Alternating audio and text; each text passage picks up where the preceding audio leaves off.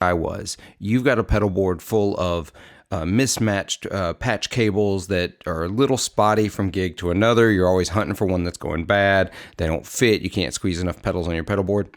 That's how I was until I discovered Tour Gear Design's patch cables. They're the smallest patch cables in the game. They're rock solid, extremely dependable, and I love what they make. And now I've partnered with Tour Gear Designs to get you 10% off your order by using the affiliate code down below in the description box. You can get 10% off using code 40WATT, 40WATT, but this deal gets even better. For my Patreon supporters, you actually are eligible for 20% off. You have to register with the same email address you use on Patreon and message the company, say you're one of my Patreon supporters, and then you can get 20% off your order with Tour Gear Designs, the best patch cables in the game. This podcast is made possible in part through a partnership with TrueFire. TrueFire is the most comprehensive guitar learning experience on the internet, with over 51,000 guitar lessons from the best educators in the world. It makes TrueFire the #1 most trusted music education resource for guitar players. We as guitar players sometimes get fixated on the gear that we play, and we neglect the skill level that we play. And many of us have a hard time finding instructors locally. TrueFire bridges that gap. You can find my affiliate link below to get 40% off with my code 40WATT of your first purchase through TrueFire. Learn, practice, play, TrueFire. This podcast is made possible by the support of many wonderful people over on Patreon. If you would like to support this show and help make sure it keeps going, you can go over to patreon.com/40wattpodcast, where for as little as $3 a month, you can help make sure this show keeps happening. Thank you for all of your support. 40 Watters, welcome to this week's episode, 40 Watt Podcast. My name is Philip. I'm your host. Thank you so much for joining us this week. It's been a couple of weeks, and I know that I told y'all I was going to do better about that, but then some weird things happened in my life. Things, some sad things and some not so sad things. I'll cover them all because not that y'all really care. I mean, y'all are here to talk about guitar gear, right? But I like to tell people, little behind the curtain what's happening in my life a little bit. I had to go to Chicago for the I'm a librarian. We've covered that on this podcast. The American Library Association annual conference was in Chicago this year. I had to go as a work responsibility. But of course, while I'm in Chicago, what do? You go to guitar stores. I got to go to my favorite guitar store, Rock and Roll Vintage in Chicago, and Impulse bought a guitar. They had a Pelham Blue Gibson Les Paul Jr., and I had to have it at a really good price. But on the way back from Chicago, so I was slated to record an episode this past Monday, and on the way back from Chicago, my flight got canceled, so I had to wait another day. Then I landed in Atlanta for my connecting flight, and that flight got canceled, so I had to rent a car and drive home to Mississippi. It's been, oh wait, I can just click the button. It's been hell. So little delayed on some episodes. I apologize. And then this week, the sadder news to those of you that are Facebook friends with me or follow things like this, we lost one of our pets this week, and y'all, they're family. They're family to me. And so it's been rough. I'm being happy to get back into the groove here. So now that I've brought the mood completely down and absolutely killed the vibe, we're going to do that thing where I thank all of my Patreon supporters, because without y'all, things cannot happen. And actually, since the last time we talked, we've got some new Patreon supporters. I want to make sure I get them shouted out on an episode here. So in no discernible order, actually there is an order, but that's okay. I'll let you figure it out. I want to say a special thank you to Andrew Bimson, Julie McFarling, Abe Matthews, Bradley Jones, Jordan Galosh, Duncan Watson, Andy Johns, David Evangelista of the Guitar Dads podcast, Blake Jefferson, Nick Call, Andrew Hensley, Alan Gresham, Dan Pilver of Lewitt Audio, Scott Hamilton of the Effects Loop podcast, Andy Koning, Jim Burns, Tom Kelly, Heath Batt, Ben Fair of Electromotive Sound Company, who has their Clone V3 out. Y'all, I put out a YouTube video last Saturday. Go check that out. Rick Calhoun of Honey Picks, Jeffrey Walks, and Kyle Harris. Again, thank you all for your support. That y'all keep this show running. I'm just here to make videos. Isn't that Keith Williams over at 5 Watt Worlds thing? Y'all are 5 Watt. I just make the videos. Yeah. So with all that out of the way, a little longer than usual, had a lot of catching up to do. This week, I've got Alex, the return of Alex from Coppersound. So Alex, how you been, sir? How you doing? I have been great. I have been busy. and that's the way I like to run stuff. I'm just Yeah. So we I'm were just literally taking notes from your last episode that I heard with John where you didn't have a notepad, so I am capitalizing on that right now. yeah. See, that's the thing. I should take better notes. I wish I were a good note taker. I was that guy who in class was just a good test taker, which is weird. I'm a terrible studier, so I didn't take good notes. But so it's been a minute. You were in season 1 the last time you were here with me, and the Triplegraph was it. That was the vibe. You just released it. It had finally been out. People getting their hands on them. You've been busy as hell since the last time we talked. So Absolutely, yeah. Season 1. Usually everything's downhill from season 1, right? It's like that's the OG, I you know. I like to believe there's some character development in this show. We're all growing here. We're here to be Breaking Bad, not Walking Dead. That's the goal. There you go. That sounds like a shirt. You know. Yeah, except I can't use any of those things. I can't afford the copyright for them. Oh, it'll just live rent free in your head as a dream. Oh, absolutely, absolutely. So when we spoke, that was September 2020 or around there. We had scheduled the podcast. We were talking about Triplegraph. For anybody listening, that's our collaboration with Jack White and Third Man Records. We got together with them in 2016. Took 4 years to make a digital polyphonic octave pedal that has 3 proprietary telegraph keys on the top of it. Jack has them on all his boards. We've been sending them out to cool people. We've been seeing a lot of them online. And I think yesterday I boxed up number 3117. So Oof. we've been doing about 1,000 a year of them, Wow. which is crazy. And Third Man still today, this is their flagship, they've been referred to it as, and they generally do a little more than one a day right now. So I think they said every quarter they do 100, so it's like 90 days in a quarter. So they do a little over one a day still, and there's always surges and ebbs and flows, but it's been a very steady and stable thing for them. The last time we talked, I had finally seen one at Summer NAMM. Yep. And since the last time we talked, actually really recently, on my most recent trip to Nashville, I stopped into Caldwell Guitars, hung out with Silas Caldwell there at Caldwell Guitars in Nashville, and he had one. Oh, and nice. I saw it on the shelf. I was like, is the Triplegraph for sale? He said, no, that's mine. He's like, no, that's my personal pedal. But I was like, okay, let me see it, because I didn't have a lot of time to plug it in so I didn't get to plug it in yet. But like, I just wanted to see and hold it, and like, because we talked about the quality of it and how much work it took to build it so that it could withstand the abuse that it's going to go through. Man, that is a hefty piece of gear. Yeah, boxed up, it's 3.5 pounds. Even unboxed, it's heavy. And your experience isn't far from others, and there's a tactile experience to that pedal as well. And that was something from the get-go that Jack talked about. I remember vividly taking notes of heavier implies better for a lot of things. When something has heft and weight, you're like, oh yeah, this is a good thing, and I don't know quality. I don't know how much stems back to like how they made stuff back in the day and that type of thing. And that's not always the case. And I'm sure there's arguments against it with engineering nowadays, but on a complete side tangent, over we have a Discord server for this podcast. And one of the things we talk about over there, because I'm that guy, I'm okay with being that guy who I can't get along with digital emulations of things.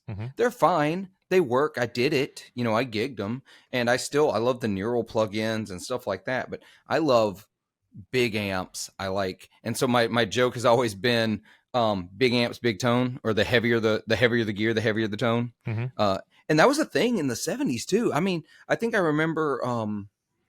I can't remember if Mark Agnesi told me this story when I saw him in 2021 or not, but they it may have been somebody else, but Mark would make sense. At one point, Jimmy Page requested a Les Paul that was as heavy as they could make it. They ended up not being able to make one heavy enough, so they hollowed it out and filled it with brass until it was 30 pounds. Wow. And he got it. He's like, oh, that's it. I can't gig this. So yeah, it's like there's a whole thing about the heavier something is, the better quality it is. So Right. yeah, but that pedal, that was definitely my experience there was, man, this is something I expect to like last. And if you're one of these light pedal board guys, that is not for you. You know, it was rad. It was pretty rad. But since then, I'm going to move on just a little bit. You've put out several things. You've revamped the Telegraph stutter, which is such a cool pedal. Now it's a little more than just a utility, like a desktop utility. Yeah, for sure. So yeah, we after working with Jack and them, who was the best beta tester for our stuff because he's like 6'3", he goes ham on his stuff, he doesn't care. He was great to do the Yeah. beta test, and we had to come up with new hardware from the ground up, taking cues from the original aesthetic and applying like actual proprietary machining for anodized aluminum parts as well as stainless steel parts. And then in doing so, we had always talked since the start of it, when we do a Telegraph V2, we would take that hardware and put it over. So when Triplegraph came out in September 2020, we discontinued about a month before we discontinued our Telegraph, which was a little, as Philip said, a little kind of like tabletop style kill switch made out of like a $15 Morse code thing that you'd find at like a Radio Shack or type of thing. And we made like 2,200 of those or something like that for the V1s, maybe 2,000, something like that. And we discontinued that just to give proper breathing room for Triplegraph. And then we'd said, okay, let's do a Telegraph V2. It's been enough time since Jack's thing. But when we were getting ready to do it, we said, okay, well, we have to make sure like it's a continuation of the lineage of the original V1, but it doesn't do really anything that Jack's does. Now, the Triplegraph, the middle key does do a kill switch, which is obviously just the core heart of its nature, you know? Right. Jack requested a send and return loop on Triplegraph, so you can put effects like phaser and delay in there. He likes running his Keeley Caverns in his effects loop. So we're like, okay, well, we don't want to do that. That'd be really cool, but that's Jack's thing, so we're going to keep it as is. So when we were doing Telegraph V2, we obviously knew we had the hardware that we wanted to do. We had the same switching style that we were going to do with Triplegraph, only we had to come up with something different. So we kept the original two modes that we had. So for listeners or anybody that wants to check out on like Reverb or wherever you can find a Telegraph V1, essentially it was kill mode, which was interrupts your sound when you press down, or it was activate mode, where your sound would be completely muted until you, the conductor, pressed down, you know? So we kept those two features. We did them with better circuitry, and this actually has a circuit in it now. And we were working on, well, what would be another idea? What would be really fun? So we added an expression to it to the side so that you could change what we had dubbed burst mode, which is the middle of the toggle switch. So now our two-way toggles become a three-way toggle switch. And in the middle position, you're going to get a flashing red light out of a potentiometer that looks like it's just a big LED, but it's actually a pot that you can turn and twist. I'm sure some of your listeners have come across stuff like that, you know, where you can turn an LED pot, you know. You might have seen it. The DoD Rubberneck has... Rubberneck has it. Ryan at Yellow Cake on his furry burrito has that for the bias in there. So we did that. Still one of the best names in pedals. Yeah. I talk to him every month. So in burst mode, the player can activate essentially a burst of signal, similar to doing like a stutter on a Les Paul switch, or if you were in a DAW and you wanted to chop up your vocals. However, with a regular kill switch or your Les Paul or whatever, you can't go that. You can only go as fast as you humanly can. With Telegraph V2, we can go from a minimum of 110 BPM up to around like 1,000, which that speed you'd never be able to do. So we automated it here, and then we put an expression jack on the side. So if a person wants to use a treadle or any type of expression slider that's around 10K or less, they could do that. See, that's really rad, because I do that Les Paul toggle trick a lot. And I have, back when I gigged a whole bunch more, I got really good at finessing it, because some folks, when they play it, they go full up to down. Mm-hmm. I hadn't gotten to where I could sit on the edge of middle, because it, in a proper Les Paul wiring, you hit middle while one of the pickups is all the way down, you have no signal. It's completely muted. So I would sit on right on that edge of the bridge pickup and the middle position, and I could get real fast, but I'm not touching near 1,000 BPM, not even remote ballpark. Yeah. So that idea came from Jordan, who does all of our design and artwork and website stuff, where he was like, man, wouldn't it be cool if just for like 1 second I go, you can never do that with your foot or your hand. So we put a timer circuit in here to allow the person to do that. And it was actually, I think it might have been on, Jack had released 2 albums, and it was Fear of the Dawn. I believe the opening track, Taking Me Back, had like a key line in there where he actually used, let's see, Jack and I had a Zoom call where he was talking about that song that inspired it, because Jack has a Telegraph V2, and I think it was Taking Me Back, where he did this key line where it was like do do do do do do do do, and he did it with a Demeter tremolator, and we were like, oh, it'd be really cool for Telegraph to do that. So that's where the expression thing came in, so that you could, with your foot or your hand, change your BPM from 100 up to like 800, 900, whatever. So we had that, and we were getting enclosures and prototypes. We're like, good call, Jordan. That's awesome. Let's get some prototypes in here. Let's see what we can do. And we get the prototypes in here. The day it comes in, Jordan's like, okay, don't hate me. I have an idea. Can we have this connect to CV? And we're like, what do you mean? Oh. Have it connect to control voltage, because I want to be in Logic and tell it what BPM the song is in to have it cut. And we were like, oh, we just got the enclosures in. So Oliver, he's the head of digital design here. He does anything when it comes to a brain and stuff like that. He was thinking about it, and he was like, I don't think we can do it. He's almost like too in his way for like some design stuff. And he was like, I just don't know if we can do it. Maybe this, and this. I don't know. It was just kind of off the cuff. And I went over to the breadboard, and I looked at the schematic. I looked at the data sheet for the chip we're using. I was like, there's a pin called CV.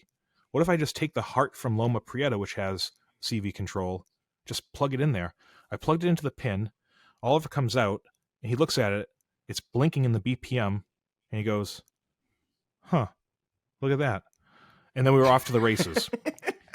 That's awesome. So what we had to do is we had to put a slide switch on the side, so a person can either choose CV through like a DAW or a MIDI CV gate signal, or you can go to expression mode, which just allows traditional expression. So on top of that, with the new hardware, we did 6 colors to homage the originals, because you probably remember, Phil, back in the day we had like 20 colors going at one point. We had a crap ton. I was hand painting them and relicking, and I was like, we can't keep doing that. It's not sustainable for this time. Had a really great like bronze, I think, if I remember correctly, or this burnt orange brass bronze thing. Oh yeah, we had one called Metallic Autumn, and that's what it was. What it was I was hand sponge painting with some testers enamels, and I spilled a gold one, and I was like, oh crap, I can't use all this gold. I'm gonna make a color out of it.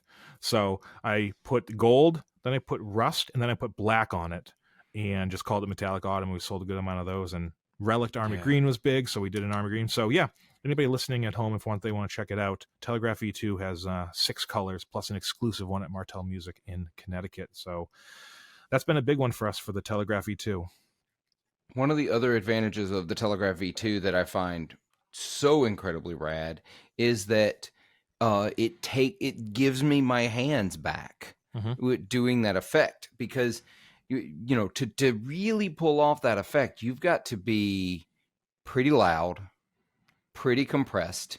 You've got to be able to get some sounds with your left hand only to be able to work the toggle switch while you're doing it. And it was like, sometimes I can't be that loud or get that much compression and get that sound. So I really love that now it's in a pedal, because I always thought like the original Telegraph would be great for that, but I know that we had that conversation. It wasn't really meant to withstand your foot slamming into it at that kind of pace. It was meant to be like a tabletop type thing. So it would have been the same thing I was getting with the toggle. So I really am pumped about that. I love the idea of the CV control. I'm going to tell a super nerdy story here, and I can tell this now. So And I don't think I've not told it on the podcast because I was trying to hold it in. So I had this idea for a utility pedal, right? And I talked to some folks. I even talked to Rick Matthews over at Matthews Effects about it, trying to figure out what I needed to do because I was going to make this. Because I was like, this does not exist, and it should. Spoiler alert, it does exist. So I started having to dive in and learn. I was trying to learn things like CV and ins and outs and, chips and that kind of programming. I wanted to create a MIDI controller because at the time I was using all three of the Strymon effects, right? And I wanted to use expression on all of them, but I didn't want to have three expression pedals. Mm-hmm. And so I wanted just a digital controller to switch between them. And that would save the setting. By the way, Mission Expressionator, Mission Engineering, they make one. Mm-hmm. I didn't know that it exists. I had looked too. Somehow I missed it. But yeah, looking into those kind of controls, kudos to anyone willing to dive in to digital coding and controlling for pedals and like master that. Because I'm going to be honest, if you can get to a point where you can do that, you could make a lot more money in another industry. You need to like guitar to want to stick around and do it in guitar pedals. 100%. Yeah. So anyway, it's a dumb side story. Like I said, it ended up existing, so I ended up dropping that pursuit. But that's good because I didn't need to be one of you lunatics that starts a pedal company, if I'm honest. We do it because we love it. Yeah, and you're out of your minds because we've talked about it a lot on this podcast multiple times. It's like how many more 3-knob overdrives can any person need? The answer is one more, just one more plus one. Which this one has 4. Yeah, but it's got a toggle that does something I've never seen before. That's exactly it. We kind of felt that way, segueing into what we had been doing after Telegraph V2 was we started doing this series called Fusion Series. Yes. So I had come up with this idea. It kind of spawned actually out of a necessity, not necessarily a necessity, but more of, I'd refer to it as dead product. So we discontinued Gravity Bomb. Right. And we had PC boards left. And I was like, well, what could we do with these that would be fun? What could we do with these that would be like a breath of fresh air and be able to use these up, but not just put it in a different enclosure? Sure. And for listeners, that weird moment of silence was my camera dying. So you YouTube viewers are getting a great moment of a multicolor screen. You've never looked better. As I fix that, you go ahead. Yeah, no, this is obviously my best side. So I take it. So with Fusion Series, I had about 30 boards, and I was like, what can we do with this? So I thought it'd be kind of cool to give Gravity Bomb a little bit of an extension, if you will. So what we did was we took the regular clean boost that Gravity Bomb is, and we added a little bit of an EQ toggle to it for a high cut, and we added a clipping toggle as well. So essentially, we allow the player to have Gravity Bomb as it is with the toggles in the middle, or you can do 2 different high cut modes or 2 different clipping modes with 2 different types of clipping diodes. Just something that'd be fun for us to do, a little different, and then you could have breathe some new life into those boards and give somebody a fun collectible thing that we'd only do as a small batch. So we did those. They're a much different aesthetic than we do. I am super, super crazy about like the way stuff is laid out, the way stuff is aesthetically, how it looks with a family lineage and all that type of stuff. So we did it different where it's either a black rainbow finish that changes with the light depending how it hits it, or it's a chrome rainbow finish that does the same thing. And then it has a faceplate that I designed with Jordan as well. So we did that. It was really fun. The next question was obviously like, well, while we're waiting for new releases to happen, should we do another thing? And I was like, well, Foxcatcher is kind of popular. People, if they know us from something and it's not Triplegraph or Telegraph, they probably know us from Foxcatcher. Right. So I was like, hey, let's do a Foxcatcher one. And I was thinking, what can we do?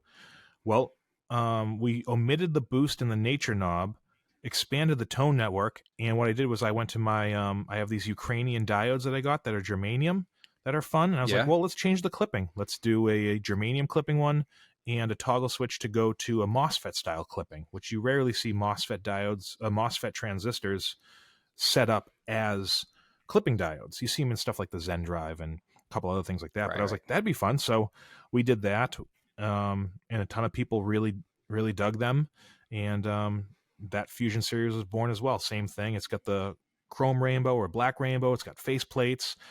It's really fun, and it's been a really nice change of pace, change of scenery. You know what I mean? I always think that that's a good Yeah. thing, and it's important in here to not have it be monotonous. You know, people wear multiple hats in our shop, and it's nice to get a change of scenery. And the Fusion series was that for us. It allowed us to be creative, have a small batch thing, which we used to do more often, and it was just really well received. So we're brainstorming stuff to do in the future. You know, maybe we'll have a Fusion series Renegade. The whole thing was, when I pitched it to the guys here, the pitch was, what if, insert one of our pedal names, had insert different thing than it does. You know what I mean? So that's where it came, is like, See, what if Gravity Bomb had clipping and EQ? Like, what if blah, blah, blah had blah, blah, blah? So we don't know where it's going to go, but that's essentially the formula to put into it.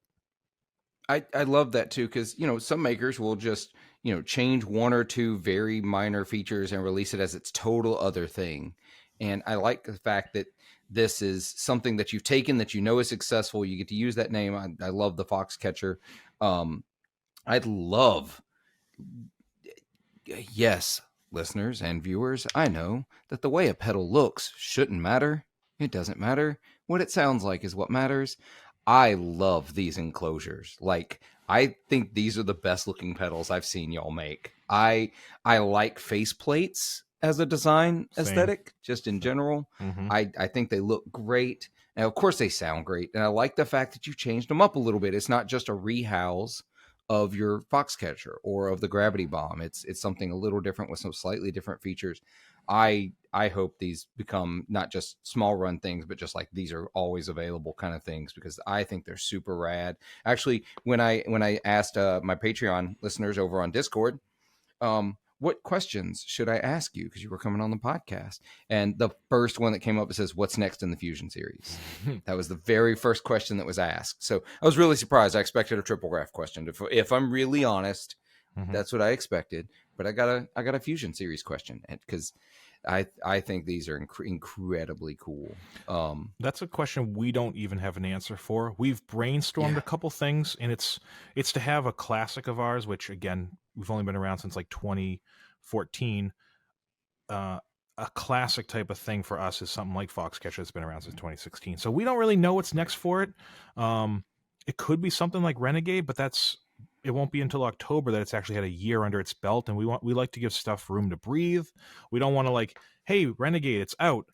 Hey, here's a Fusion. Like, it's too soon for stuff like that. But a classic pedal, you know, honestly, it might be Daedalus. We might do a Fusion series Daedalus or something fun, but we have to offer enough differentiation to make it like desirable, that it's a different thing, but also worthy for people that want to shell out money for something that's more collectible. We want to make it worthy for those people that are investing in us as well. So they're the two folks. There are those people that they're literally buying them because they're fun things to collect and have. I mean, they're adult Hot Wheels. I mean, it's just going to be honest. That's what they are. They're adult Hot Wheels.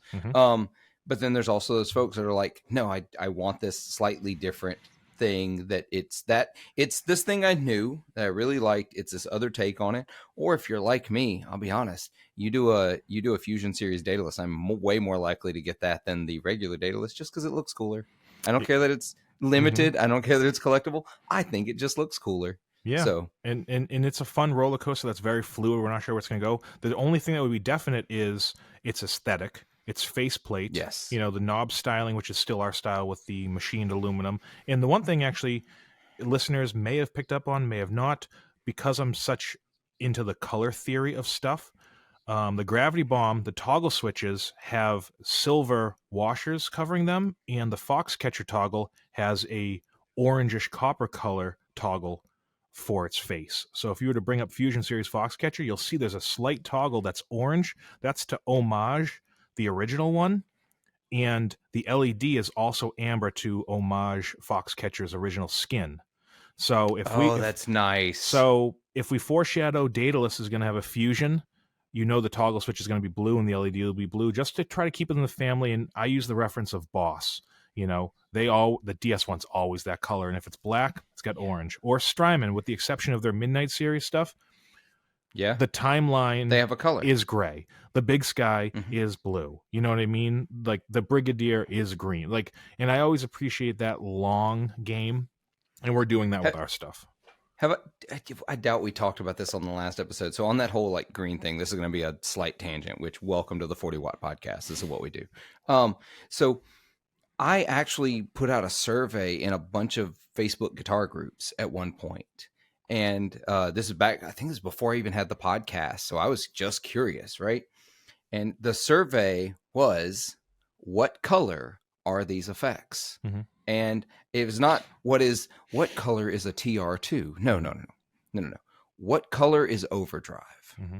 I didn't reference pedals. I said, what color is delay? What color is, and almost to a T, every color that got the majority opinion, it was either the Boss color for that type of pedal or it was the MXR color for that type of pedal.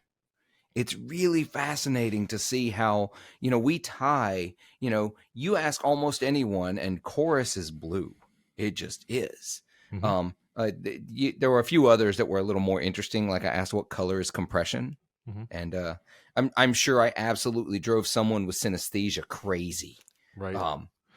But it was just a fun experiment. Now, where it really jacked with my head, though, I did it in Google Forms, and it can output the results as a pie chart, and it automatically colorizes the pie chart, but it doesn't know that my answers to my questions were colors. So the color that it says and the color of the chart don't match. So it's like, oh, what color is, tremolo? Well, it's green, except the pie slice is yellow. So frustrating. Yeah, that's fine. I would love to talk about that. We actually, for our stuff, we have a color format that there's a sound color spectrum thing that I've crafted since the beginning that pedals have to fall in that color if it's that style. Interesting. So that's something for another episode, but essentially anything for us that is dynamic based or gain based is in your neutrals, like black, white, gray, pink, red, orange, yellow. Anything that's time-based, modulation-based, is green, blue, indigo, violet.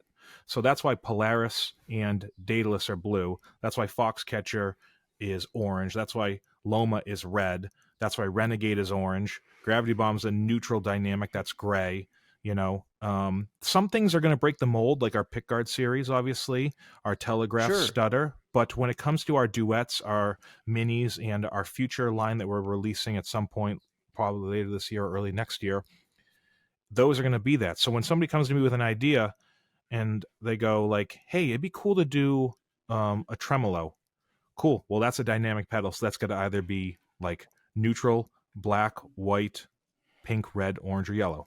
So we know right out of the gate, actually doing a comparison to your thing, our tremolo pedal wouldn't be green. Just that's how it is. Our chorus pedal wouldn't be red.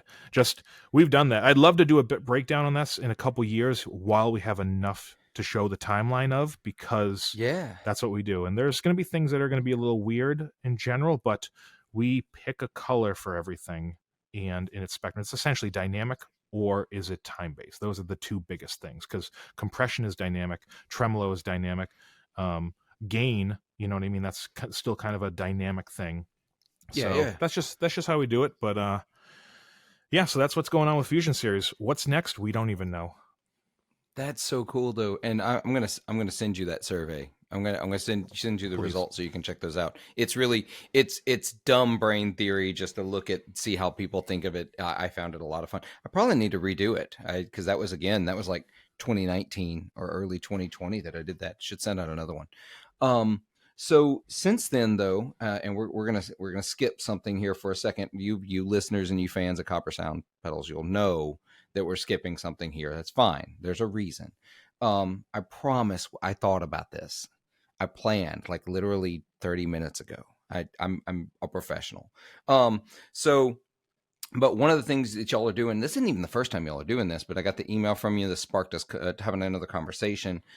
Y'all are putting out some DIY kits, Yeah, and I think more people should be doing this. I think this is so cool. yeah, it started actually right when lockdown happened. Hmm. I had like a hand-me-down computer and a keyboard and stuff, and I was like, I'm just going to get this up and running with my Eagle, which is a CAD program for designing circuit boards. And I was like, I want to come out of the pandemic whenever that is, and I want to have like 20 designs and stuff. And a lot of those designs are slowly coming out as we see them. But Sure. I was also designing stuff that was tools for us to use. And us designers for pedals, we use breadboards, we use knobs, we use like all these tools and stuff. And we were using them in house, and at some point I thought about releasing them. So the DIY world, when it comes to pedals, anybody that's even got like a foot in the shallow end probably knows that there's like kits. And when they think of a kit, they think of, oh, I can buy a PCB from StewMac, or I can buy a Right. PCB from Guitar Pedal PCB and stuff like that. You know what I mean? Even people like Mythos, Zach Broyles, he makes kits that you can buy something. John Snyder has one of, I think, Beholder, that's open source and whatnot. And we have that, and you can, you can paint up or powder your enclosure, you can drill it, you can make it your own thing and build it based on their tech spec sheets and stuff like that and build guides. Right. And that's really cool. And maybe someday DIY will have that. But what our thing is for is kind of this weird in between. If you're like John Snyder, who has a degree in electronics, there's not really a world for this. There's not really a school for it. You could be into electronics and you could be a guitarist, but there's not a school for that. There is a school if you're into guitars and woodworking. You can go to luthier school. But if you're into electronics and coding and design stuff, you're probably doing like computer-based things or military stuff or contract work or things of that nature. It's not like, it's a weird in between that doesn't really exist. So for us, we use certain tools all the time, like breadboards, and we use toggle switches and all this stuff. And the average listener, we can go over some of these things, but we essentially wanted to release the DIY stuff for builders, either professional or just getting into it, tinkerers, people that are like, oh, it'd be fun to make this old preamp I had back in the day. I found a schematic online. It'd be kind of cool to do that. I don't know how to do it though, and you're not going to find a breadboard that has all the stuff integrated. So we were getting ready to release DIY, and this stuff came out September of 2022. So it's been That's like right. what, like 9 months or so, and Yep. we launched it with 3 substitution boxes. And those substitution boxes are a collection of parts that us pedal builders use all the time. And even pedal people like yourself that are a nerd but don't know the inner workings, diodes and Right. resistors and all this fun stuff that makes cool sounds. So we came out of the gate with 3 substitution boxes: film caps, resistors, and diodes. And diodes is the most unique thing, and it's been the best seller, because if you're going to make like a rat pedal in your breadboard, our DIY substitution boxes that have diodes in it, you can select between 24 different pairs of clipping diodes with just 2 rotary switches. Plug them into your breadboard, and that simulates where it is. Because for so long, I would go to my breadboard and I'd be like, oh, let me try this feedback loop resistor. I'd take it out of the breadboard. I have to put it aside or put it back into its locker. I'd have to find the resistor I want. I'd go to the locker. I'd grab it. I'd go back over to the breadboard. I'd make sure I'm getting into the right slots for the audio lines. I'd connect it. I'd get the guitar back up and everything, and I'd play it. And unless it was a dramatic thing, I wouldn't be like, well, wait, what was the first thing? What does it sound like now? You forgot what it sounded like. Exactly. Yeah. So substitution boxes allow you to plug 2 leads into where a resistor would be to simulate those 2 legs. And then with the twist of a box, the person at the other end designing would be able to choose on the fly different values. Like our film box goes all the way from 1 nano all the way to 1 micro. So it's a huge swing there.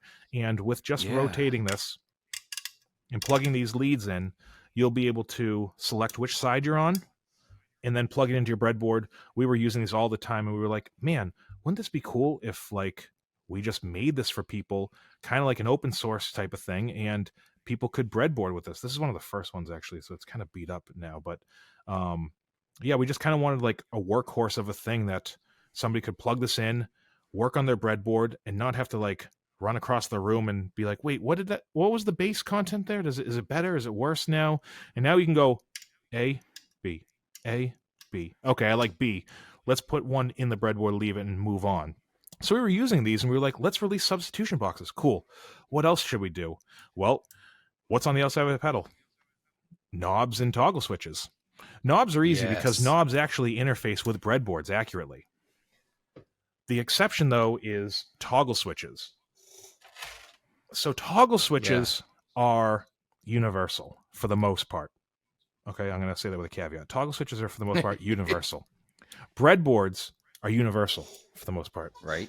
They do not interface with each other. You cannot easily put a toggle switch into a breadboard and have it function. So with ours, we made this adapter here. It's literally just a breakout board. So it allows a standard toggle switch to connect standard pin headers and plug into a standard breadboard like this for any video stuff. And that allows you to be able to have a 2 or 3-way switch depending on what you purchase from our store. And now you've got a toggle switch. Before this, what we used to have to do, break out the third hands, solder some wire to the lugs, have it do that suspension game like a big giraffe toggle switch. And you would flip the switch and one of the leads would fall out. You'd flip the switch. Anyone who has watched any of Brian Wampler's videos has seen this, because he'll breadboard these things and he'll have a switch or a potentiometer that's like somehow attached and just leaning over or falling over the edge of the board. Yeah, just a mess. 100%. So we wanted to incorporate a standard toggle switch to fit into a breadboard. Additionally, dual gang pots are used, and most notably in anybody that makes a Centaur clone. So we released a dual gang potentiometer where it allows you to interface easily with a breadboard, because you can't have the PCB pin header style easily, and you can't have the solder lug style one easily either without doing the wire, which we used to do back in the day. And I'm obsessed with dual gang now. I'm in my dual gang design phase, and it's fine. It's a thing. So we decided to do that. So we had those, and we were getting ready to launch. We had pre-cut wire and a couple other things that we had been messing around with. We even made a solder dispenser. Yeah, I saw that. That's super rad. This is a solder dispenser made completely out of guitar enclosure and parts that we actually use some of these parts in Triplegraph and whatnot, and it just holds a 1 pound reel of solder. We had been using these in the shop. I have one actually right here. It's actually in copper. So one day, oh, look at that. For all the guys in the shop, I asked them, hey, what's your favorite color? And I didn't tell them what it's for. And everybody gave me a different color. Awesome. And at night, I just went up and I powdered ones for everybody. And I was like, hey, here's solder dispensers. So when we were getting ready to do the DIY, we were like, this is cool. It's a tool. Let's release these tools. So we were getting ready to launch this. It was probably August. And I was saying to Jordan, he was getting like all the design stuff, the media assets going, press release going for the DIY, because it's going to be a niche thing. It's going to be a direct to customer or through a couple of our awesome dealers that we have here in the States and in other countries. And we're getting ready to release it. We're like, oh, let's do a September release. And I was like, Jordan, I've got another idea. He's like, what is it? I was like, I don't want to show you because it'd be more fun to show you the finished thing than like tell you, oh, wouldn't it be cool if a song did this? I'd rather show you the song. Right. So I came up with the idea to do an integrated breadboard. So I was holding it here. So breadboards are usually just a long strip of plastic with solderless holes where horizontally you'll have power, positive power and ground. And then vertically you'll have audio with a channel that disconnects them so you can do stuff like ICs and whatnot. And it's usually just that. That's all you get. You got to connect. You have to get your guitar to it. You then have to get your guitar from it. You then have to get power to it. And you have to have some type of foot switch to have an on-off bypass, simulating like how a pedal would be. And until we came up with this, that didn't exist. And we used to take old enclosures, have a ton of wires go to the breadboard, and make it be like a master on-off switch with a a true bypass looper type of thing. And I'm sure a lot of people listening, Right. if you build anything, you're probably doing that. So I came up with this integrated breadboard that has an input jack, an output jack, a toggle switch to do bypass and send to breadboard, and it has a regular standard 2.1 by 5.5 barrel. Thank you, boss, for creating that standard. And it Yes. has an LED for a status LED for when it's on and off. And it's essentially like a pedal that you can interface with. So if I put a little boost circuit in this and I turn it on, it's just like turning a pedal on. If I shut it off, it's just like a true bypass thing. And this has been our biggest thing, and it was the last thing to get developed when we launched in October 2022. And we came up with 4 sizes out of the gate: a mini one, a small, a medium, and a large breadboard, all for different sizes, different flavors, depending on if you're making a boost or if you're making a analog chorus. This type of thing could help any player that's novice to expert, and the other mission really with the DIY stuff besides education was price thing. Like our breadboards that are fully integrated with power Yes. and everything, these start at $29. I was looking at the prices. It's absolutely ridiculous. And, I think there was one that was previously available because I almost bought one years ago when I was like, I'm going to get into designing circuits like every other nut job out here thinking they want to do this. Mhm. It's just you successful lunatics that make a company out of it. I there was a company that was, I think it was Small Bear, was making an integrated circuit board that had the jacks, had power, but they just discontinued it and there was a gap and nobody was making one. And I started looking, and for me it was one of those things where I would get ready to order and I'd like figure out all the parts I need to breadboard and start tinkering, and I was like, but I've still got this thing that I've got to run all these wires off of, and I don't know about the rest of you, but my life is kind of chaotic and I can't guarantee they're gonna when I'm gonna come back to this or when I'm gonna get a chance to really sit down with it. I need a sandbox that's like like the borders of this sandbox have already been put in for me, right? Mhm. That's a really bad analogy, but and so when I saw these, when the email came through, the press release for these, I got really excited about them because these are what I wanted like 5 years ago. Yeah, and going back to our discussion too about the whole, you could buy a kit and assemble a PCB and make your own like overdrive pedal. Those are great, but the DIY thing is actually a step back before you make this thing, so you can design a circuit if Right. you're into it. So what we released and what sparked this conversation was we are introducing circuits. We kind of got a little tongue in cheeky with it. It's CIR. Mm-hmm. KIT. So it's like a circuit, as in an audio circuit, but kit as in like to bundle multiple things and make it a whole entity. We release circuits, and these are either come with just the components needed for a certain build, or it's a bundle pack. So if a person like you wanted to get into like, oh, it'd be cool to make a fuzz face. If you buy our silicon fuzz circuit bundle, you'll get all the parts needed, all the resistors, all the capacitors, all the stuff needed for it. It comes with a resistor code reader. It also comes with a like 14-page build doc that shows start to finish with a little bit of education about what each step's going to be, from power filtering to input caps to all the stages that are needed, along with some education overview. Not too crazy because it's more about what it's doing and not why. Sure. Yeah. And along Well, and those, a lot of people in this, that's what they need. It's like, what is this doing? Mhm. I'll learn the why eventually. Yep. I'll but I want to know, what is this doing? What do I need to put together to get this part together? Because talking to pedal builders all the time, obviously I hear lots of things about op amps, and I hear things about filtering sections, tone sections, those kinds of things. They'll separate it into these circuits, into these things. Even one of our listeners has taken me aside and like shown me a circuit, like this is this in a Mhm. schematic, Mhm. and like it's like, that's great, that's awesome. What does that look like in practicality? Like, what does that look like when I put it in components in front of me? Because that's the type of learner I am.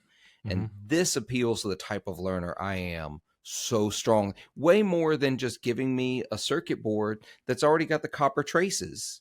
Like, Mhm. I don't actually know how this got put together. I'm painting by numbers here. Mhm. Yeah, and Circuit kind of does that first with the bundle. So, as I mentioned with the Yeah. Silicon Fuzz, if you order that, you're going to get all the stuff. You're going to get the build guide. When we were developing the build guide, it actually happened because WPI in Worcester here in Massachusetts, they asked us to do a class about breadboarding. So we created a whole curriculum around it, and then we took that knowledge and feedback and made this. So when you go through these step by step, when you open up our build guide, you're going to see kind of an overview, and it's going to teach you a quick thing about how the breadboarder works, and then it's going to get right into each step. And then in each step of these, we actually broke it up into 3 sections. So there's renderings of the parts needed. So that's like, oh, this capacitor, this resistor, this whatever.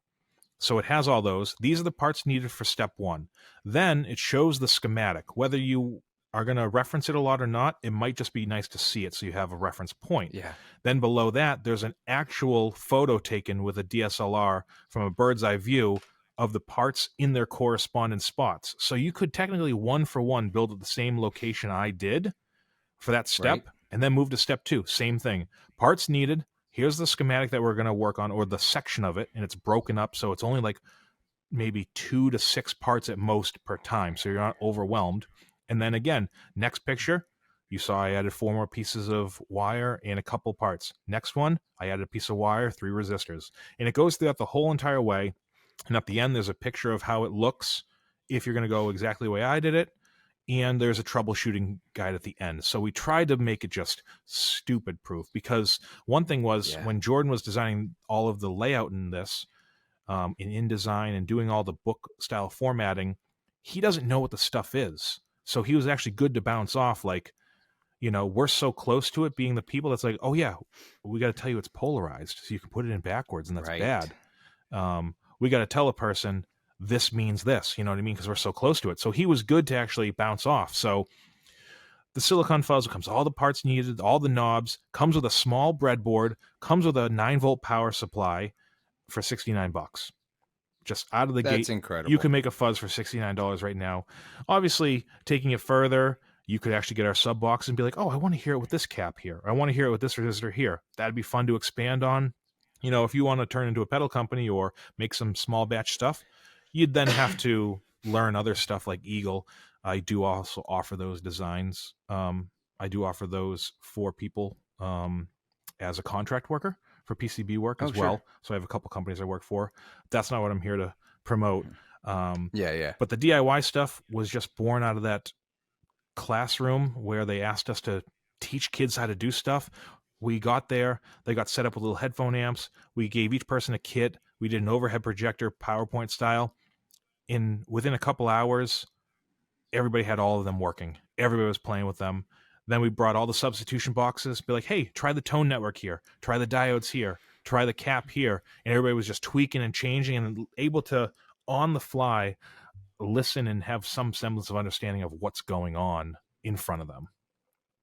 That's so incredibly rad. And this is and no smoke here, not blowing any smoke or water or whatever you want to pick your analogy or simile. This is the kind of tool that I've been sort of waiting on for me to get into, because I almost bought a kit a few times and I'm like, okay, the kit's going to teach me to put things on this circuit board as they were designed to go onto, and I'm going to solder. I can already solder. I've been butchering cables and guitar wiring for decades at this point. I can solder. I need to know, I need that link between the PCB and the schematic so that I can understand how all of this connects, how it all interacts, how does it build the various sections. And this is that step.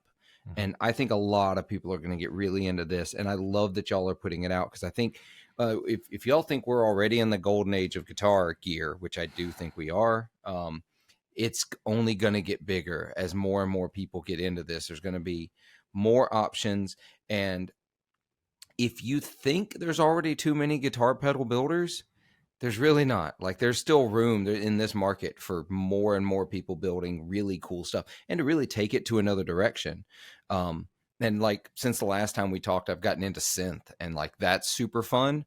Like, now I wish I had one of the Telegraph V1 stutters for synth. I think that would have been super rad. So I think there's room for all this gear. And as we transition again, real quick, I was trying to find a smoother transition there, y'all. Trying to be, super slick, but I don't have one. The thing we skipped earlier that we talked about, y'all have started to dip your toe into mini pedals. Yeah, yes. Which longtime listeners know that mini pedals aren't really my bag. It's a feet thing, y'all. I'm just, my feet are too big. But I get there's a lot of people really really into mini pedals, Mm-hmm. and so you've got a Gravity Bomb, you've got the Renegade, as mini pedals. For sure, yeah. Gravity Bomb was one of the first ones that we did back in the day, and it ended up becoming part of Foxcatcher, our 2-foot switch Mm-hmm. duet series overdrive. That's kind of our flagship for our duet series. When we were getting ready to actually, you know what it was? It was another one of those things that was bred out of necessity. We were running out of Gravity Bomb enclosures. So I had we had our stuff screen printed locally here, like 5 minutes down the road. Mm-hmm. I could not get in contact, and I still haven't gotten in contact. I'm hoping nothing is awful, or maybe just life changed or removed, but we couldn't get our printer. Wow. We couldn't get our screen printer guy. So we're like, I don't know what to do. We're out of enclosures. I don't want to, I don't know what we're going to do. I didn't want to. So what we had to do actually with them was we went to our friend Jacob at F5. He's down in Oklahoma, and he first came on board with us for Triplegraph. And so obviously it was natural to start getting our stuff done by him, because he has a more professional product. We don't have to be hand drilling and powdering and locally screen printing. He does all the cut powder printing in-house. The stuff looks better. It went along with our new branding and packaging and stuff like that. So we'd run out of Gravity Bomb, and I was like, okay, well, what are we going to do? And I was like, well, let's do a V2. You know what I mean? It's been around a long time. Let's discontinue this and do a V2. And I went over to the breadboard. Gravity Bomb V2 got breadboarded in like an hour, and then tweaked, and it got essentially done in about an hour and a half to 3 hours. We were working on it. I was like, well, how do we make it different from V1? V1 was just a regular microamp style clean boost, no EQ change. Unless you get up to a frequency that we almost can't hear, or below one that's even on the guitar register. And it was just a completely neutral one. And I was driving home, and I was driving one of my coworkers home, and I asked them, what would be cool on Gravity Bomb V2? They're a bass player, and I was like, I don't want to do treble, because treble boosters are cool, but they're so done. Would bass be cool? And my coworker goes, what about mids? Guitar is all about mids. So I made this active mids network. So the player can either choose 1K or 750 hertz to be that boosted frequency, or in the middle position, there's no boosted frequency, and it's just your original Gravity Bomb signal. So you can still get the original, or you can get the add-on of those two. And that's how Gravity Bomb V2 was born. We finally got to do artwork more updated, because this was a long time ago before we actually had a branding style. So we got to do that. Oh, yeah. However, during that, we were, I was, what was I doing? We wanted to kind of revamp how the Mini was with its layout. We were going to do everything board mounted, so it'd be faster to make, easier to make, and just be better. And while we were doing it, I was putting one together, and I go, oh crap, if we do it this way, this enclosure isn't deep enough. So any listeners that have a Ditto style pedal or any mini pedal, they're pretty universal across the board unless you have a custom made. We had to have ours custom made. So our mini pedals are actually slightly deeper, so that they're the same height as our other pedals, and they can fit a little bit more while keeping that original aesthetic, So they rest up a little bit higher. That allowed us to, we had to get with our manufacturer overseas that does our enclosures and send them specs, and they sent us a sample. We had to get a mold and get 1,000 of them, but it's been a unique enclosure, which is cool. It's essentially, if the listener wants to think about the Chase Bliss Faves is a little bit taller, or the Exotic EP Booster is a touch taller. That type of vibe. Yeah. That type of vibe. So we did Gravity Bomb, but we wanted to have something else as well. This is where Renegade comes in. That came out in October as well. And Renegade is a silicon-based fuzz that has a bias control. So it's a multi-bias fuzz. It's in the lineage of the MK 1.5 tone bender or the fuzz face. However, the way you bias a fuzz face can make it all different. And this is more of a spitty, low-end, just monster of a fuzz pedal. and that accompanied Gravity Bomb for its release. And as we spoke before, Philip, it's fuzz, so it's gain based, so it's orange. So Right. now Yeah. it's So it's all oranges. coming together. It's all Yeah, it coming all makes together. sense. So So Renegade and Gravity Bomb V2 kind of started solidifying what our mini line is now forming as. gotcha. So, and that's pretty awesome. And again, I talk about mini pedals, but I don't it's I don't know, something about the form factor. I like that these are, pretty they're pretty condensed. Like, one knob, a switch, super simple. Here's your sound, let's go. Yep. I also do like that you made them a little taller, because that is a very mild OCD of mine, is like heights of pedals. It's a weird thing. I'm not going to listeners, I'm not going to get into it and psychoanalyze myself here on this episode. But so we were talking about this, and just before we got started talking, you said, "Hey, we've got this new thing that might be coming out. Well, not might be, is coming out. That y'all are expanding this line even further." Listeners, if you're listening when this episode drops, you're getting the first news of this in public. Exclusive, that you're adding a couple exclusive. I love it. So this will be a few days before the big media blitz that y'all start, and then that's even a few days before they officially release. You're adding 2 more pedals. You're adding some compression and some overdrive to this line. Yep, because everybody needs one more overdrive. That's what they Absolutely. need. That's what they but need. It's not a 3-knob overdrive. It's a 1-knob overdrive. No, it's not. And we actually tried to do something a little different with this. So when we solidified the new form factor for minis, as you had mentioned, Yeah. a foot switch, an LED, a toggle, whether it's 2 or 3-way, and 1 knob, and then just your inputs on the sides as normal.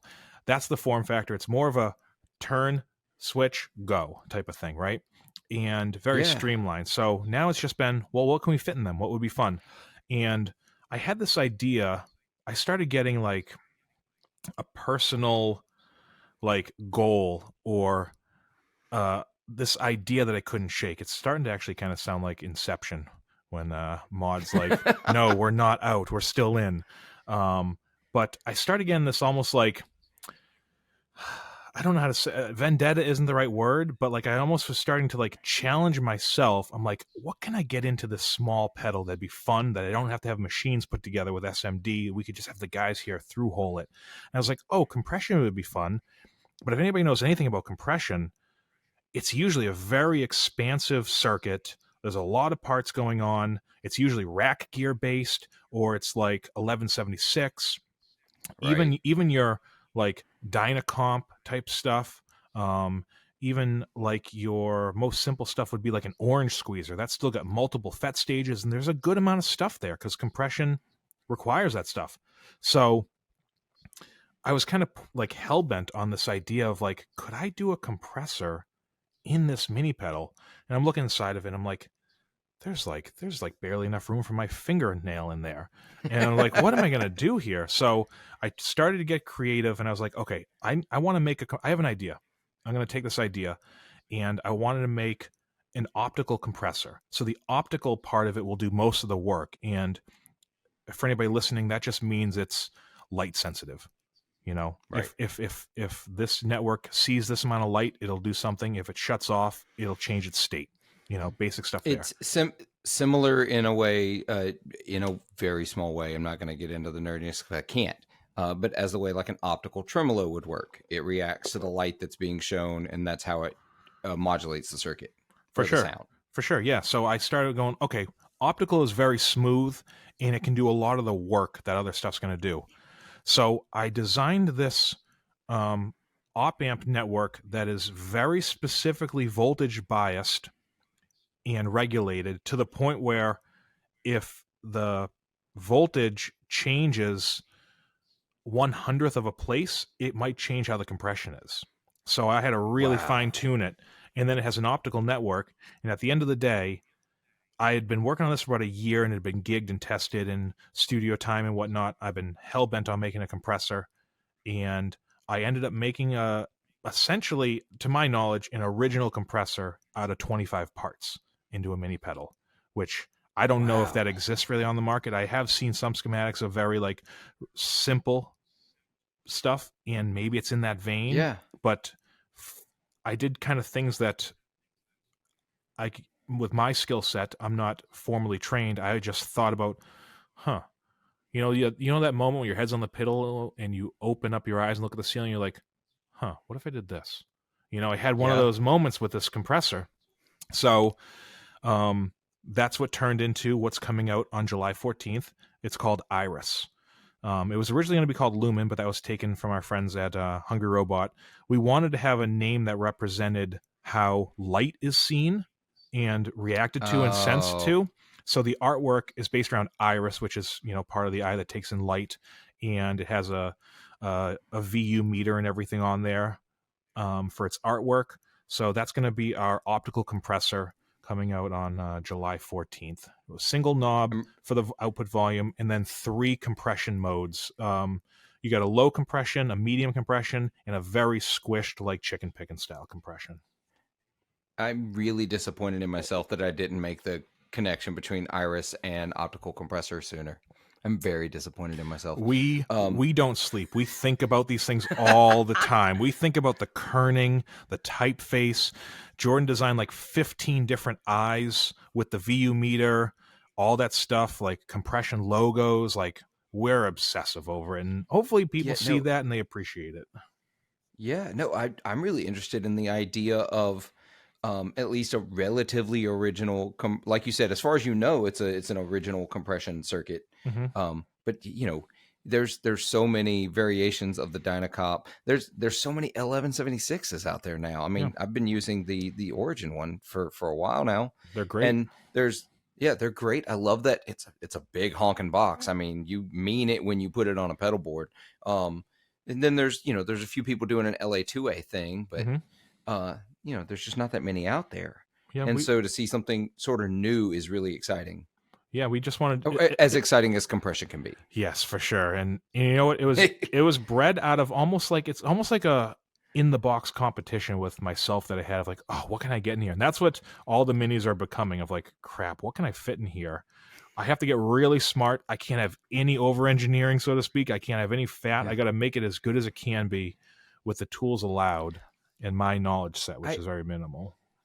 I love this dedication to the one knob and a switch format too. I Mm-hmm. really love that you're like, no, we're gonna get it right. You're not gonna need a million mini pots or whatever it is that you put on it. This is how it's gonna work. Yep, that was kind of a goal. And if you want more, we have other series that have more. Go get those. Exactly. You know. So there's also in this series coming out on July 14th, you've got the Kingpin, which is a overdrive with germanium clipping. Mm-hmm. Which is, that's buzzword. So let's talk about that one. So how it's not just a buzzword, because germanium is the word that everybody wants to say out loud, and it makes it better instantly. For sure. And these are demonstrable facts. Okay, they're Yes. better.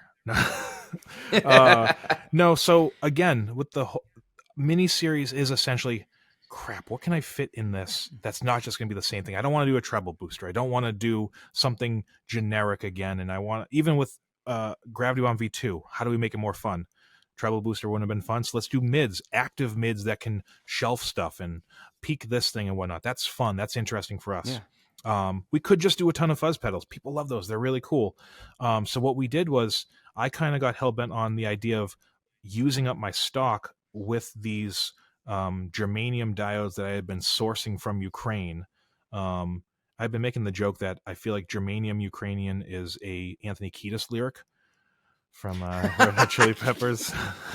If it's not, it should be. So I've got a huge stock of germanium Ukrainian diodes, and I thought it'd be really cool to do an overdrive pedal that had these germanium clipping diodes in it, because most pedals that are germanium are usually transistor based and they're fuzzes and stuff, and those are really cool. But right. I wanted to do one, most famously the Klon Centaur has germanium clipping in it, and yes, I wanted to use these diodes into a mini form factor so you can get kind of a cool sound with them.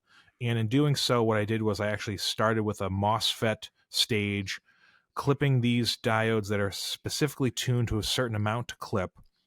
And then after that goes into a JFET stage. So like warmth is the name of the game here. And we're using actual like Ukrainian germanium diodes here, which is really fun because, again, buzzword aside and whatnot, Usually when you hear Right. germanium, that means cha-ching, price tag is going to go up.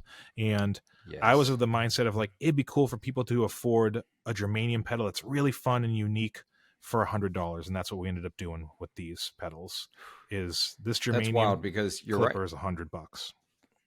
Yeah, the price tag goes up as soon as you introduce germanium because one, it's just not readily available. That's just the No. trick. That's scarcity tends to breed price increases, Mm-hmm. and so and you're right. Typically when you hear germanium, besides the Klon Centaur and derivatives, you hear germanium. You're usually thinking fuzzes. When I think a Treble one boosters. knob drive pedal, I'm thinking treble boosters or I'm thinking fuzzes. That Mm-hmm. every time when I think Yep. one knob drive pedals. Mm-hmm. So I really appreciate the fact that this is something different.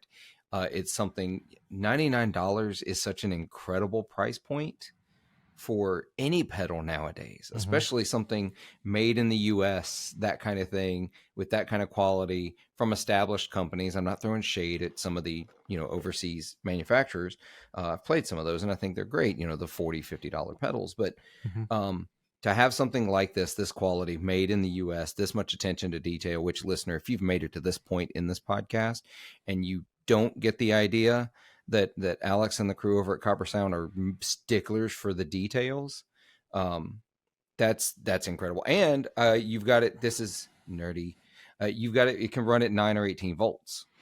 I Yeah. love those things at higher voltage. I know some people say like, no, it was designed at 18.9. It can run at 18 if you want to. Mm-hmm. I'm that guy I'm gonna run it at 18. For sure. Actually, if anybody wants to listen or hear me talk about that more, I just did an article from Premier Guitar that's coming out next month or so because I write for them, and I did actually no, it came out last month.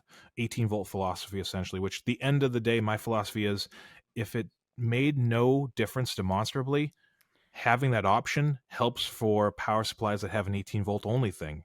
It's like, oh, now I didn't lose out because my CS12 has an 18 only. Oh, I can throw it into my gravity bomb. Whether it changes it or not, it does change it. Even if it didn't, now I have a spot, and that's great. And we want to offer that. We couldn't do it for Iris because the voltage is so specific that it needed a Right. certain Zener diode network they had to create out of only 3 parts to have the voltage be correct. But most of our stuff does 18. And just getting back to the enclosure itself for Kingpin, as you know, it's overdrive, so it's in that red, orange, yellow family. And Kingpin is a red color. When we were working on this, we started this. We didn't have a name for it. We had a couple different names that I was throwing out, but nothing actually inspired or sparked artwork. And I was talking to Jordan, and I was like, "We don't really. Where do you want to go with this?" We're like, "I don't know. The only thing that we know is that it's going to have some fun germanium stuff at its heart." And he's like, again, this actually helped that he didn't know the stuff like I do. He was like, "Well, what are we using?" He looked it up, and these germanium diodes that we got, they're obviously glass style, and they have a ring of red around it to show one of the sides of the diode. And he looks at it. He was like, I bring it into him, I show him to it, and he's like, okay. And he looks it up on the computer just to get like a really zoomed in version. Yeah. And he looks at it and he goes, hold on, let me show you what this looks like to me. He starts mocking it up. He's in Illustrator, mocking it up. He's doing witchcraft and wizardry stuff, mocking it up. He's like, this is what it looks like. And he pulls up also a picture. He goes, because it's a long, thin thing, and it has that red line at the top, like kind of like a tube sock would be, it also looks like a bowling pin. And I was like, okay. But then I had mentioned to him, so Jordan and I are both from here, Massachusetts, and I mentioned to him, I was like, okay, that looks like a bowling pin, but let me remind you, it only looks like a bowling pin to us because candlepin bowling only exists in the Northeast in Nova Scotia. Candlepin bowling does not exist. Maybe it does now, but candlepin bowling is a Northeast only thing. Everybody else has 10-pin and duck pin. So if you're listening at home and you're like, that doesn't look like a bowling pin, that's probably because you're not from New England. Kind of like bar pizza and like coffee milk and fluffernutter. We have different stuff here too, just like your region probably does as well.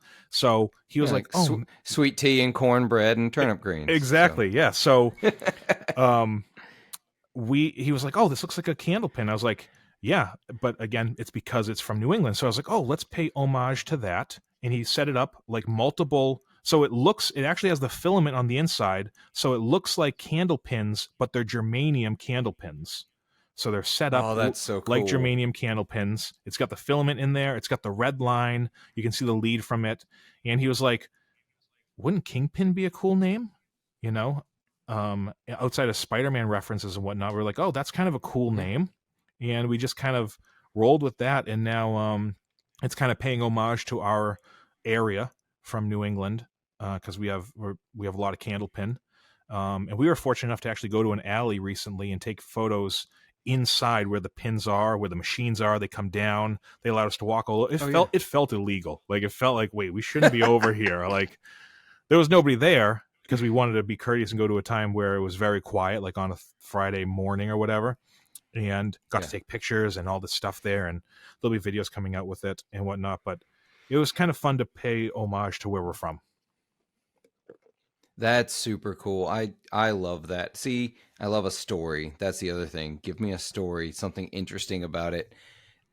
Well, I tell you what, we are running at the end of time, and there's so much more to talk about. But we're going to go over to Patreon episode and talk a little more. So you folks who are members of the Patreon at the $5 or more level, you're going to get even more with Alex from Coppersound.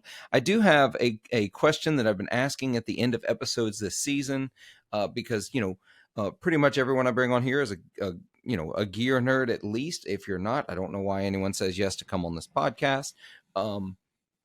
So I've been asking because I'm always curious. What are you hunting for? What are you gassing for? Anything on your like, I really want to get X thing? Um, it's weirdly, that's a good question because we're so spoiled with getting stuff from friends or trading or getting to try stuff out Yeah. at shows, or we make a lot of the stuff that we ourselves would want to play and have. I don't think about that type of stuff too often. I mean, we even have, like, again, my favorite musician ever collaborate with us on a pedal. So it feels weird to say like, oh, this thing I desire.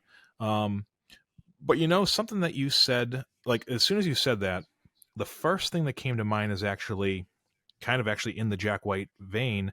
It's the collaboration between Jackson Audio and Silvertone that they did, their Twin 12 Oh style, the yeah. 1484. I love the aesthetics of it.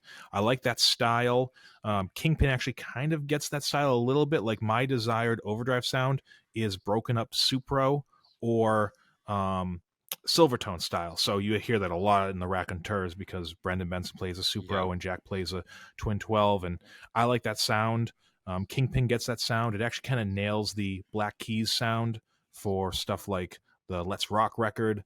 So I'd say that for like if I was gassing for something, I'd want to get something like that. I think it's a cool vibe, cool aesthetic, and they make some really cool things. I like collaborations as well. Yeah, I do too. I used to have a Twin 12 that I got for free. I tell people that story, and they're like, "What?" One that worked for free. I should Mm-hmm. add. I was actually leading worship at a collegiate house of worship on a campus, and the guy who ran the ministry there was cleaning out a closet and found one in a closet. He's like, "Hey, Philip, you play guitar. You want this?" Yep, sure do. Yeah, I played that for a little while until I traded because I'm that person. I traded it for I think I traded it for a Princeton Reverb 2, if you remember those Rivera era Mm. Fender amps. Anyway, I long story. had a Rivera as well. Did you really? Yeah, they're really cool. I've never had an actual like Rivera amp. Only I've had a few of those 2 series amps. I've had a Mm-hmm. Twin Reverb 2, I've had a Deluxe Reverb 2, and I've had that Princeton Reverb 2. Yeah, they're awesome. Good amps. Yeah, they're real cool. I'd love to have another go at one because they had a drive channel because they were trying to tap into that Mesa Boogie market at the time. Mm-hmm. And I'd like to go back and revisit those and see if maybe I just didn't know how to use that second channel. It's because I know a whole lot more than I did when I was, the 20-year-old kid who had it back then. Mm-hmm. Well, I'll tell you what, we're going to go over to Patreon. Alex, thanks so much for coming on the podcast. I really appreciate it. Thank you. Thank you to the listeners and everybody that makes this possible. Yeah, and listeners, if you'll look down in the description below, or the show notes, you'll find all the links to find Coppersound, find Alex, find not only their website, but their Instagram. You can buy everything over there. Go check it out, get you some pedals. And remember, July 14th, if you're listening to this before that date, a couple of new things coming out. A $99 one knob germanium overdrive. Come on. You can't ask for more than that. All right. Well, we're going to go over there. Listeners, thank you so much for hanging out, listening, keeping us company. I sure appreciate it. We'll see you again next time real soon. But until then, be good to yourselves, be kind to each other, and make some noise.